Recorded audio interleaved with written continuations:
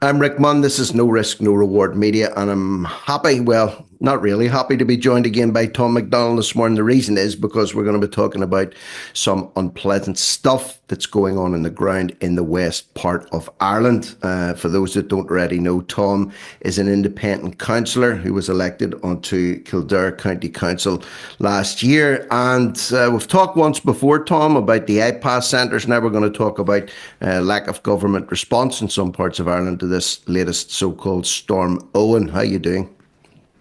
I'm grand, Rick. Yeah, good to get back speaking to you. Yeah. I'm in good form. We were down the west yesterday. Yeah, so just back late last night. We just came back. So let me ask you a question. Obviously you know the answer to this one, but you're a Kildare man. You're somehow based over towards the east of Ireland, near Dublin. So what were you doing over in West? Were you on a holiday, or what were you doing over there? Were you at the beach? No, I'm actually a Mayo man living in Kildare, but All right. I'm in Newbridge 31 years or whatever. I'm councillor there in Kildare County Council, and well, there was a big cry out from the west through people I know on social media because we heard nothing on the news as regards how bad things were, and it was only through friends and that on social media. It was actually off Gridiron. There would be a bit of a chat there on Twitter, and we found out how desperate things were down in the west of Ireland. So we reached out to a few people that were on the chat, and we raised about, I'd say, 11 or 1200 in cash, and then we got a lot more supplies on top of that quote. So we went down to about €2,000 of aid. So we took off yesterday morning and we headed further west of Ireland down into the Roscommon Mayo borders. Yeah. I saw the video that you put up. You sent me a couple of wee video clips through of the loading up of the van, and you were meeting people on the ground out there. Some of the footage you took was pitch black dark. Other footage you took was looked like it was the morning time. There was an old woman who had no assistance at all. She had a wee dog, and she was freezing down there. So you guys went from your neck of the woods in Kildare, you went across. I think it was Roscommon and Mayo. You were really dipping into, because obviously it's just you in a van. There's only so much that you can actually do. We read about the reports of the damage. So everywhere was hit to a greater or a lesser degree, and they said they weren't prepared for this, or they prepared as best they could for this, or they were doing their very best that they could to get people all back up online and power restored. But it seems to me from the reports that I've seen that some parts of Ireland have certainly fared an awful lot better than others. So yesterday being Sunday, that was 9 days after this storm first hit, which was Friday week ago. So there's people still to this day, 9 days later, that have no power or heat or phones. Is that correct? It's correct, 100%. But it's also, I would say it could be 3 weeks to a month before a lot of them, before they're all back, if they're lucky. It's, I heard people, through the phone and saying things were bad, but I didn't realize how bad things were. Even driving down, once you get into the deep, into the west, past Longford and that, you see how bad the devastation, the infrastructure is damaged, and how bad the infrastructure is down there. The infrastructure probably is bad right throughout Ireland, but you can see the poles were hanging out onto the road, onto the main road to Castlebar. There's poles hanging out onto the road, and then when you go into the back, the boreens, as we call them down here, they're absolutely devastation. It's you have overpowered lines carrying too much weight, and then they're literally the wires are only keep. So you might have one good pole, and then you'd have 7 or 8 bad poles that are rotten and falling over, and then the wire from the good pole to the other good pole is holding them sort of half up. It's like a war zone. It's like something you'd seen that was affected by a hit, by missiles. It's in a very, very bad way. It's unbelievable. Yeah, Could they've got a, could this possibly ever be the case if this would have happened in and around Dublin? So in other words, if you were in and around Dublin, and I'm generalising here, but if I was to say to you, Tom, is it possible? Is there any chance at all that Dublin residents or people around the areas of Dublin would be without power and electricity, with phone lines down, and look like a war zone for maybe 4 weeks after something like this happened? I get that it takes time to clear these things up, but a month, 10 days, 3 weeks, a month, is it because it's the West? Is the West overlooked in this? But it seems to be that because any bit of news you watch or any little bit of the connection you have with the West, you wouldn't realise this was actually happening. And it was only that a couple of girls, it was a woman there, she reached out to us. She was down in Kilmaveen near Balladreen.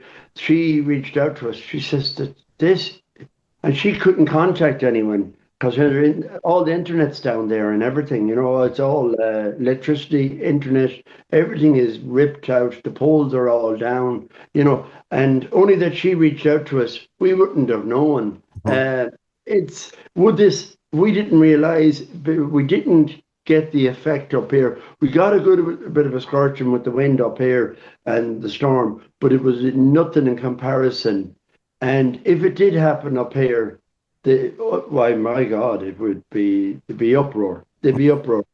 People would just be up in arms. It's so bad down there. There was people left to fend for themselves. There's no state help. There's no one from the county council. There's no one from any state agencies reaching out to them. That is the way I look at it, a national emergency. The way I look at the army should be down there. The civil defence, everything the attention should be all drawn to the west of Ireland. And I mean from the west of Ireland, I don't mean Mayo, Roscommon, Galway. I mean from Donegal to Cork, because I've been speaking to people now since about it, and they've told me, we have no electricity in Clare, we have no internet, we have no, it's right down the west of Ireland, but that's from Donegal to Cork, Kerry, You see, when people talk about this new Irish government, the coalition government, it's just really a reshuffling of the deck from the last coalition government. They were inept in every department. They were letting people down in so many ways, but it seemed to be people didn't quite get it because they elected them back in again. At least that's the story that we're told, that we're all voted back in again.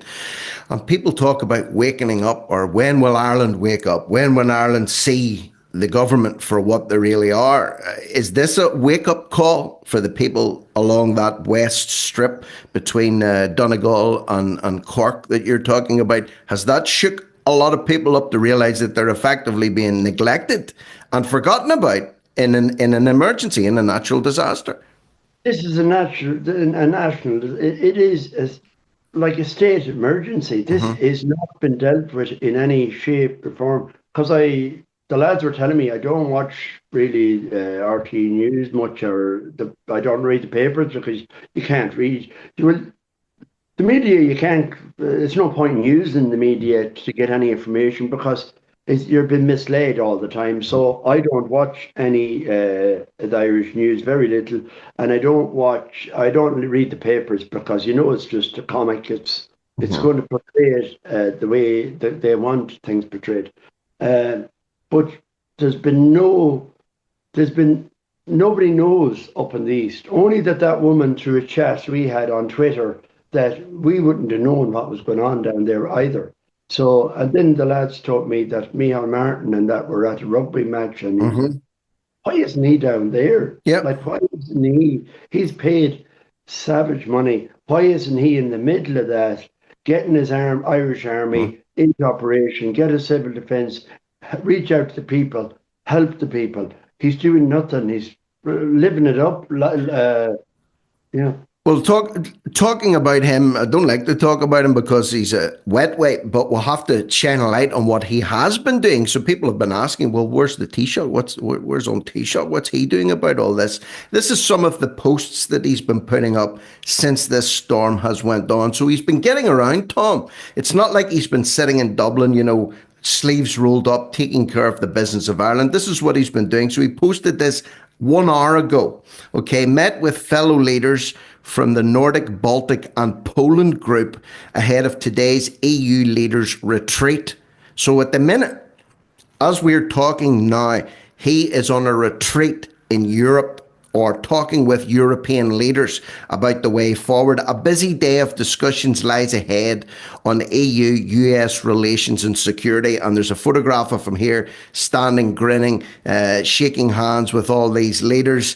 Yesterday, a pulsating, highly competitive and entertaining game at Newry. Cork GAA official was copied in on this. Credit to both teams. Cork were unlucky to lose an exciting, nail-biting encounter. So yesterday, he was at a GAA match. The day before that, brilliant victory. Ireland in an absorbing, relentless, full-blooded contest. Perfect start to the Six Nations. So Saturday, rugby. Sunday, GAA, Monday, leaders' dinner in the EU. A couple of days ago, delighted to attend last night's 96 FM C103 GAA Awards. Congratulations to the winners on an evening which showcased the extraordinary talent with Gaelic games in Cork. So you talked about Cork, from Donegal down to Cork, there's an emergency. Well, he was showcasing the GAA talent there at a dinner. And 2 days before that, he was meeting a healthcare medical diagnostics facility in Cork again. Okay. And then 2 days before that, enjoyable evening at the Arras for the Presidential Distinguished Service Awards, honouring the Irish abroad. So that's a flavour for you and for anybody listening in what Micheál Martin has been doing for the last 5 days. And he can't say that he doesn't know what's happening in Cork, because at least twice he's been in Cork on 2 occasions in the last 5 days, but there's no mention of electricity being out. There's no mention of people not having internet. Why do you think he's swanning around at his dinners? Has he no shame? It's just unbelievable. How he's at a rugby match in Dublin. What relevance is that to the people's distress in the west of Ireland? You know, he's up there in Ballsbridge, totally disconnected from the people. You know, the people's plight in the west of Ireland, and I say from Donegal to Cork, and you know, so he knows what's going on. But I think he was in the west. Someone told me in the area we were in, because we actually went to Balladreen, Oran in County Roscommon. We were brought to that area too. We were, you know, so he was in around that area, but he just, I seen a little clip of him there. He was drinking a cup of tea. A cup of green tea. Yeah, and he was just disconnected from what she was saying, how she was let down. The woman was trying to tell him, you know, you've done nothing for... And, you know, when you hear people say, the government do nothing, but this is a war zone. This is a national emergency. This is not 10 polls or 100 polls. There's 3,000 polls we hear in the west of Ireland down on the ground. There is, I would say, maybe 10,000 ready to come down, or maybe 20,000 or more. They're hanging over the main roads. They're hanging over, they're just, it's like the red rotten. The whole infrastructure is not, up to scratch. It's not near up, because me being in the building industry, I'd know a decayed pole. When you just look at them, you're going by, you say, that lad's just holding in there. So the whole infrastructure of the West, as regards DSB, P&T, all that network the whole lot needs to be overhauled. And I done a bit of homework when I heard about this, and I heard about this, was a Thursday or Friday? Thursday it was, Thursday. Right. So I done a little bit of research on the AI, how you can type in, what did DSB make, in 22, 23, 24. So I got the figures. The ASB made profits nearly of 1 billion per year, and I was flabbergasted. I says, they're making this much money. They're actually charging us. people can just about pay their bills, pay their ESB, pay their diesel. The diesel prices are so inflated since this. Like, we used to buy a litre diesel for about 85 cents. So it's 180. And I looked up the tax that's paid on that. Between excise duties and VAT, you're paying just over €1 in taxes, to the government. Then you look at the ESB, how the money, have they not, they're only making, you said that they're making 20 or 30 million per year. You'd say, well, they need that to, replace the fleet, buy more machinery and whatever. But they're making nearly $1 billion, 868 million, I think 22, and something like 840 or something in 23. So they have massive amounts of money, and it's owned by the state, and bar a few shareholders, employees and that. So the government own it. So why haven't they reinvested back in the west of Ireland? Why had they no generators down there? People, we went to houses, we had candles, we had lights, we had coal, we had, briquettes, kindling wood, flash, we had all sorts of stuff. But where was the government? Why didn't they get down there and drop them off generators? They had to fly in. I don't know if you know this or not, but I was following this story quite closely over the last week or so. So I've been reporting in on it as bits and pieces of information have came in. But they were flying in engineers from Finland and Poland and the EU, and 16, I think, emergency generators had to be brought in from the EU. Just 16. They can only get 16 roundabout to bring them in, to send them down to the worst affected areas. But 16 generators doesn't do a lot when you're talking about an area that goes from County Donegal all the way down to County Cork. The whole strip of the west coast of Ireland, effectively, to a greater or lesser degree, has been hammered by this. So fair enough, 16 generators, but that'll only go so far.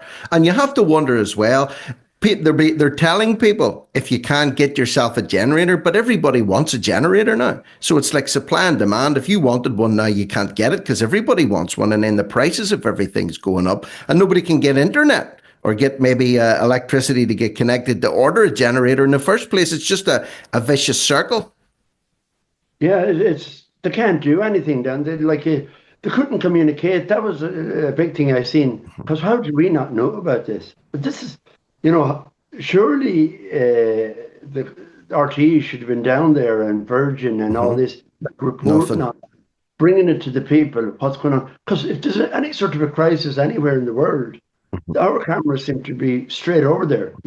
Like all these, I look at them diversions, these plane crashes now, you seem to have it seems to be drawing the people's attention. But anything going on in the Middle East, Gaza, that they're on this all the time. All our news is talking about stuff that's going on that there's nothing to do with us. We can do nothing about it. Ukraine, Gaza, Israel, Palestine. Now, all these crises everywhere are important to give a view on. But where is it? We have a national, it's like a bomb. It's like a war zone, and they have nothing. They're ignoring it. And only that woman reached out to us, and she says she was cursing on the space, and I said she's very, very upset. Because I heard her speaking several times prior on the space, and she's very calm, come across well. And so I says they are in a bad way down there. And then when I went down there, you see the poles hanging over the roads. You see no poles for maybe a half mile. You see trees wrapped over on them, chains where they cut them out.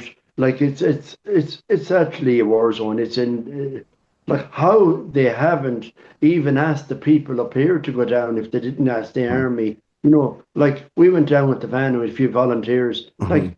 I'm sure the people all up the East Coast, if they knew how bad things were, they would have been all down there this weekend. But they don't know. They don't know. See, that's the thing. They're suppressed. I think this is being heavily suppressed, Tom. And in fact, you've been on the ground and you've sent me a couple of videos this morning that I saw. You're driving around in the dark. You're seeing the poles all collapsed over. It does. I've seen it. It does look like like something that's been hit by an attack. You're interviewing people as well. Let me ask you. Give me a couple of instances of the worst hit people that you met, the people that really needed the help the most but weren't getting any. Who did you encounter that really struck you how bad this really is? We met a woman because I went into the guards and I asked the guards, could they tell us where the most affected areas in around Balladrine area? So they sent us out to an area, and we went out and we found this woman. And the poor thing, she didn't know we were coming up her lane. It was like a real country lane. And we came up and she was half deaf. And we were just, we're saying here, we're just coming to reach out to you. And she was puzzled. She didn't know who we were. She says, no one's been out. We asked her who's been out around with you. No, nobody. And she had no food. She had no heat. She had no nothing. She was the more concerned. I'd say any bit of food she had to give to the dog. She loved her dog. She had a little coat on him and that. And the poor thing was totally confused and disturbed. And I says to her, did anyone reach out to you? Or like, no. You're the only ones that came near me. Like we're from up around the Dublin area, Kildare. And she says, she was very confused. So what we done then, she had a few gas bars, and I think she had she had a super serve, but we didn't like to encroach on her. And the only thing she had, because we had coal and our chimneys were blocked, she couldn't use the coal, because we says, lovely, because we have someone now we could give her, we had a load, we had 30 or 40 big bags of coal, 40 kgs, so we could have left her 2 or 3 or 4 bags of coal, and, but luckily we had a few gas cylinders, and she's seen them, and she says, have you gas? But I says, we can get you gas if you have cylinders. So we went into town then. We went in and got her, and we got her 2 full gas cylinders. So then, do you want to see the look on her face when we came out? She couldn't believe it. She says, oh, where you come from? She was. You were like angels, to be honest with you. She was, no joke.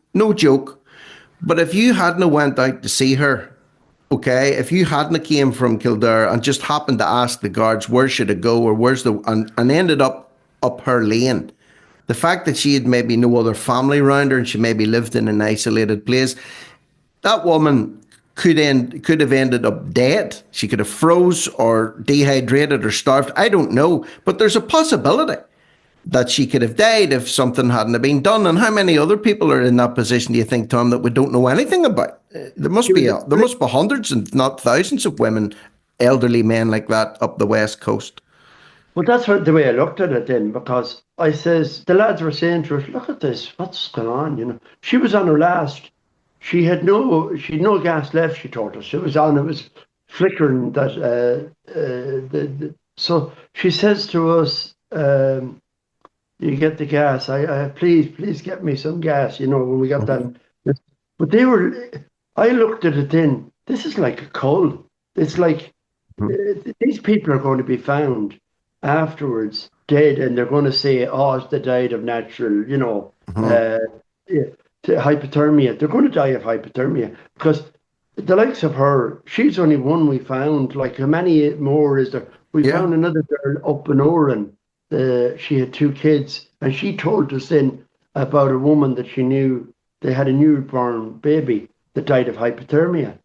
So there's going to be a load of deaths out of this. There's going to be people, how are they going to fend? They're not going to be able. So if they don't have children there with a car or whatever, or someone to reach out, a family, they have no chance. So they're going to be found after this dead. I can imagine there'll be a lot of people be found when things are all connected up. They'll just say, oh, they must have passed away, and It was But because of natural disaster, because of the climate, these people died, when in reality, I'm sure a lot of lives could be saved, and certainly a lot of lives could be improved at the minute if the government would pull their finger out of their ass and actually devote some time and resources into going up to where you were, rather than, for example, going to GAA matches or watching the Ireland rugby team or swanning out to meet European leaders at a heads together dinner.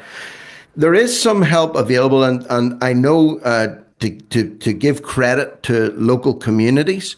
I know a lot of local community halls opened up. Some community centres opened up. They got generators in. People that had generators donated them. So at least there were some, how would you say, warm places that people could go to for a time anyway, maybe get a cup of tea or get some hot water, little community hubs. But again, they were spread out over a very long distance, and they couldn't serve everybody that needed to be served, because maybe a lot of people had no transport to get to the hubs, or maybe like this lady that you talked about, she didn't even know what was going on. She was completely cut off from everywhere. So as good as it is, and thank God that some places did open up their doors, community doors, and let people get a bit of heat, it's still the people that you don't hear about, the ones that you're talking about, they're the ones that really are the ones that are going to suffer the most from this, could end up dead.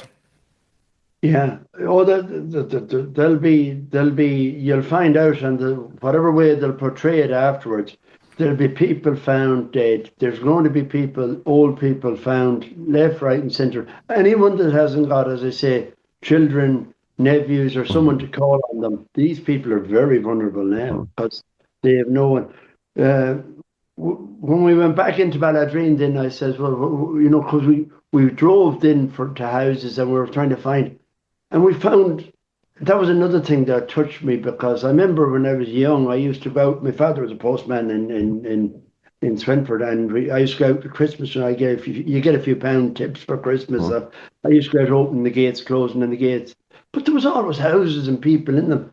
But the West is devastated. Everyone that seems to get to 18, 19, 20 have left it. And there's a lot of dereliction in the West. They have nothing, there's nothing there to stay for. It's like a clearing out. It looked to me, it's like they're clearing the lands. They don't want, that's why they're neglecting them. They don't want them there. They're attacking the farmers every opportunity they get.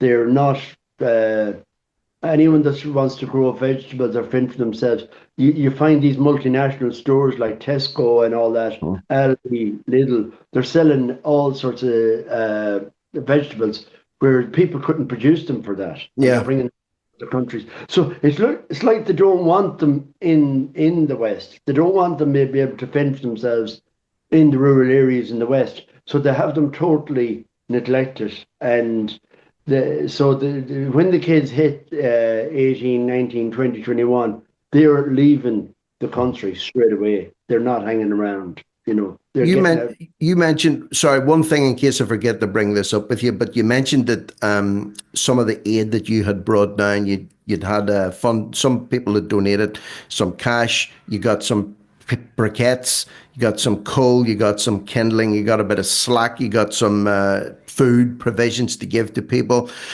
One of the criticisms that was being made, and you're a builder, so you'll be able to answer this question for me. A lot of new build houses that are going up at the minute, there's no fireplace in them. They don't have chimneys because they want to try and be green. They want solar panels. They want heat pumps, all this business. That's fine if the sun's shining and if you've got electricity that'll operate your heat pump. But places like the areas that you're talking about, if you get down with a bag of peat briquettes or you get down with a bag of coal, and people are freezing, and you take it into their house and they say to you, well, Tom, that's wonderful, but we've nowhere to burn it, we've no fireplace, and we've no chimney stack. Does this not show you the madness of the fact that literally people could be dying of cold because their houses have been blocked up, their chimney, they've no chimneys, and you're coming around with a bag of coal, and they're saying, well, we've no fireplace? Can you ever imagine a day in Ireland where the houses would be built with no fireplace?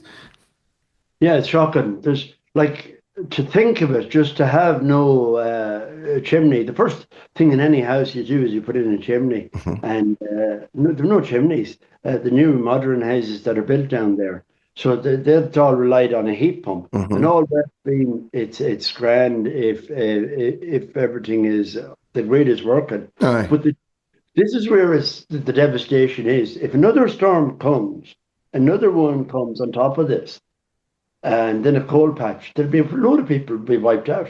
They have no chance because the poles are it's not, how would you explain it? It's not as easy now as going down and throwing up a bit of wire, reconnecting the wire, but you're reconnecting to poles that are not, they're only about a 10%, 15% holding in. They're actually a very massive danger with them. They're decayed. They're 70 years old. They're 60 years old. They're red rotten.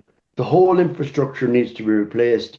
They put them reliant then on heat pumps, and they have the grid, the infrastructure for that grid is decayed and rotten. So they have no chance of going that way. So they put them reliant on the grid, and then the grid infrastructure is so poor. It's a double whammy. Yeah, it's a double whammy.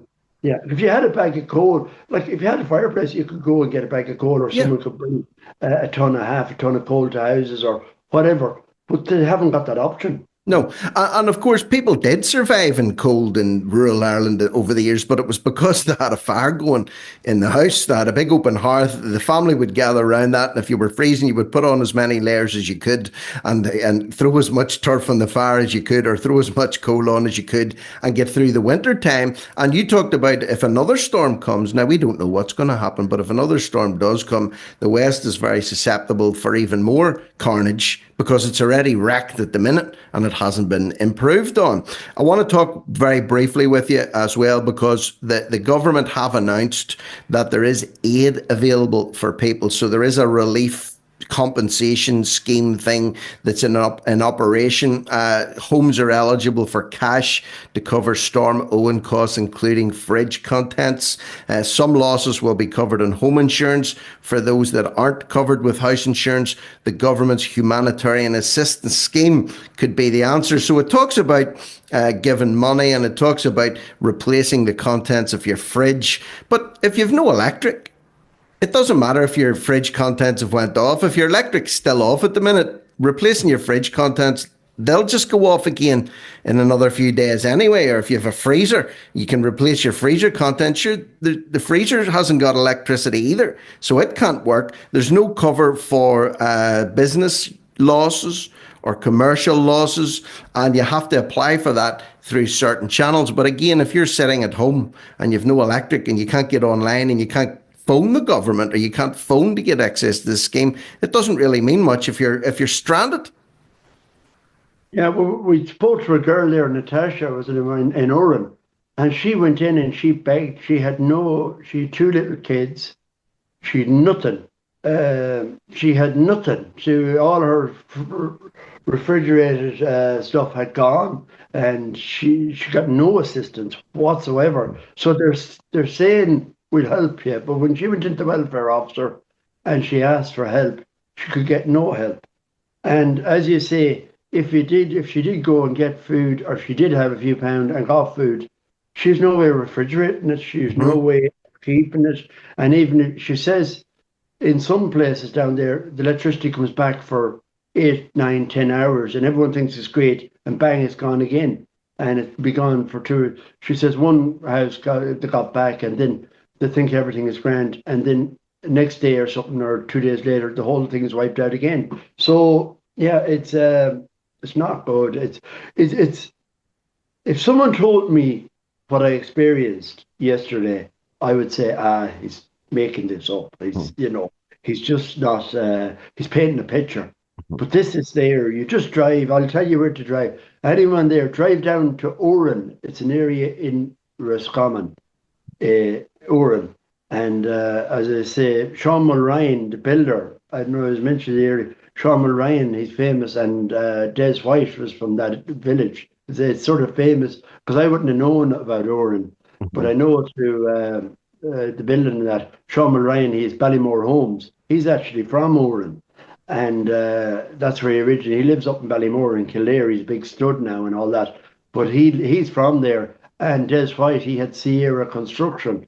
They were a big, they done a P&T or whatever, the Post and Telegraph's infrastructure. They used to do that sort of work. And he sold that company. But they happened to be from that village, you know. But when anyone goes to that, around that area, any RTE or Virgin, or how come these people are not down there reporting on this, you know? I mean, like, I'm having to get this report from you. You're a builder in Kildare, and I'm sitting in the northeast coast in County Down, and we're talking about what's going on in Oran, in Roscommon, right? And RTE, Virgin, News Talk, nobody, people are talking about the damage, and it could take a while to get back online. But, and I know some independent outlets are covering this, but they're few and far between. And I think this is being suppressed. This is being suppressed, and it's not being covered for a reason, and the government aren't acting for a reason.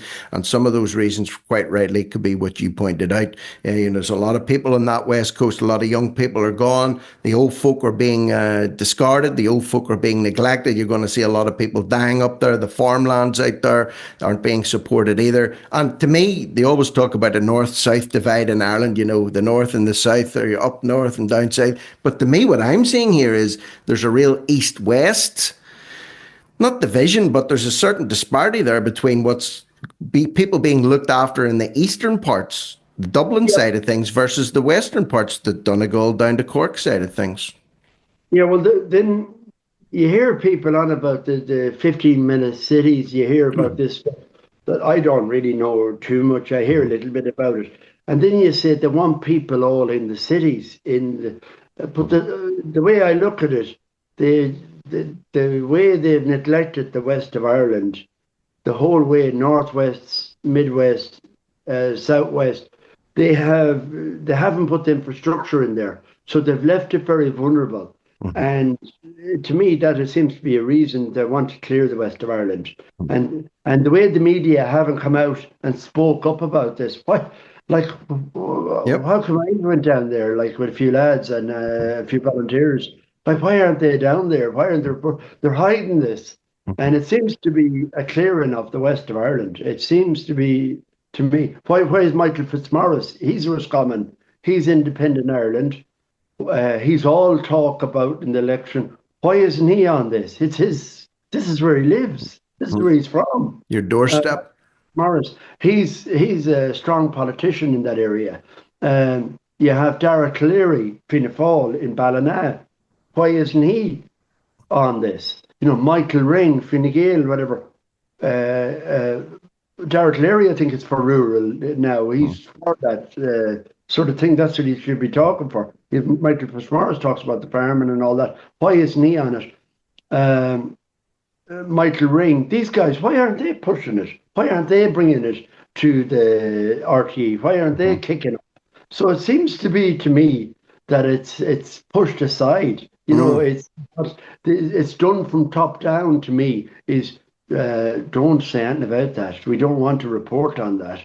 Keep this under wrap. This is devastation of magnitude. Is unbelievable. You can just drive down there, just jump in a car, van, and just film. If we did actually film stuff, we didn't have time because we were racing from this one to that one and the other. Took a few photographs. But if someone actually went down there at 9 o'clock in the morning and just took photographs, they would have their camera full by 1 or 2 o'clock. You see all the people you mentioned, you named a lot of people there, councillors and Fianna Fáil members and this, that and the other. I don't know for sure, but I think it's fairly safe to say that none of the people that you mentioned are down to their last drop of gas. They're sitting in freezing cold houses. They don't have electricity. They don't have heat. They don't have light. They don't have food. They don't have a fridge going. I think it's fairly safe to say that any of the councillors and these elected representatives supposed to stand up for the people, I think it's fair to say they're not in the position that maybe that lady that you bumped into, whose dog, she was giving her food to the dog, possibly to stop the dog starving, and she had down to her last drop of gas. The problem is that it's out of sight, out of mind. As long as, like me Micheál Martin's another one. Every time I saw him, he had a big smile on his face. Probably had a hot meal in his belly, had a nice suit on, or he had a nice, sports jacket on with a nice warm hat on when he was out watching the rugby, sitting under lights, stadium lights in the stadiums and one thing and another. He had all the boxes ticked. But all the people that you're describing in the West, the scene of devastation, they don't have any of the boxes ticked, and they're just out of sight, out of mind. So we're trying to bring, the reason why I wanted to talk to you today was just to highlight what it's like on the ground in the underreported, forgotten about areas that you're not being told about and that the politicians aren't shining a light on. So if anybody is, in that area, and you can mobilize groups of people together and you can get access to these areas that Tom's talking about, if you can, do whatever you can to help. I know a lot of people are already doing that, but maybe this will spur a few people on, Tom, to realise how bad it is and maybe get a little bit more relief down there to the west of Ireland. Yeah, like if they, and I think probably the best way to tackle it is maybe through because we got in contact with the SVPs, so St. Vincent de Paul in Ballaghreen. The priest, we rang the priest, and the priest happened to be away, but he put us in contact with the undertaker. And he was very nice. Tommy, I think it was Tommy Sharkey was his name in Ballaghreen. And he was quite a nice man. And we dropped off about 8 bags of coal there, and gas and briquettes and, kindling wood and lights and, those little bell lights or whatever. So, yeah, he was so there is people in these villages that, we knew this man was really genuine, he says it's unbelievable, we could have went anywhere, he said, but we happened to go there because we got a reach out call from that area. And like he says, it is devastating, and and fair play to you, and he was very nice. And there is people in these towns, if someone goes down with supplies, that they will be able to try and reach out to them, in the local. But they need support. They need support from outside, and I'm very, very surprised how the army I can't believe it, how the army are not down there, It's unbelievable, but then again, it's no surprise, I think is the fair way to say it, Tom. It's shocking, but it's no surprise, and it's unbelievable, but it's no surprise. It's just par for the course for this current coalition government. It's going to be another 5 years of the same as it was the last time, if this is anything to go by. In fact, it could even be worse. Tom, I really appreciate you taking time out of your day to come on and give us an update, because I know you've been busy over the weekend trying to reach out to help people. So in the meantime, anyway, maybe if the next time we speak, it'll be a bit of better news, but it doesn't look like there's a lot of help forthcoming there from the state when it comes to those worst afflicted parts of the West. No, it's neglect. It's neglect, and it's they're neglected on purpose. We may call it out for what it is. Yep. They've been neglected on purpose. They have just turned their back on them, and it's not as if they do it. You're not talking about Ireland with no money. You're talking about Ireland with magnitude of money is unreal. They said they got 13 billion returned into their coffers from Apple money that they didn't ask for. It took some court in Europe or something to force Apple to give them the money, and they have the money there. And I'm sure if they went down, we went down with £2,000, €2,000 of aid, and it was well gobbled up. Imagine if they went down there with £1 billion of aid, which it should be going down there all the way. At least should be dropping generators, dropping coal, dropping food, going around with the army, doing what they can till the infrastructure is built. But I'll be quite honest with you, this infrastructure is so decayed, I can't see it, whatever they do will be a quick fix, and it will take at least a month to 5 weeks from now to get that all sorted, if they're lucky. That's if they're lucky. And let's hope and pray that another thing doesn't come along, because you said if they were hit again by another storm, it could be it would go from worse to much worse. And the fact is, we're in the middle of winter as well. We're just into the start of February. Granted, we're coming out of the worst of it, but it's still exceptionally cold at the minute. And if you have no heat, and if you have no light, and you have no source of heat in your house, it's a long, long day when you're freezing in there, maybe with your young family as well. So, Tom, big thanks to you. Big salute to you for the work that you're doing down there, and anybody else that's listening in that is reaching out and helping people too. I know there's other pockets of assistance going down there, but this is just to shine a light on the disparity, the way people are being treated over in the west part of Ireland versus maybe in the east or down at the south, or up in the north for that matter. So, big thanks to you, Tom. Keep up the sterling work down there. That's Councillor Tom McDonnell, who is an independent councillor for Kildare County Council. And I'm Rick Munn. This is No Risk, No Reward Media. And for today, anyway, this is me over and out.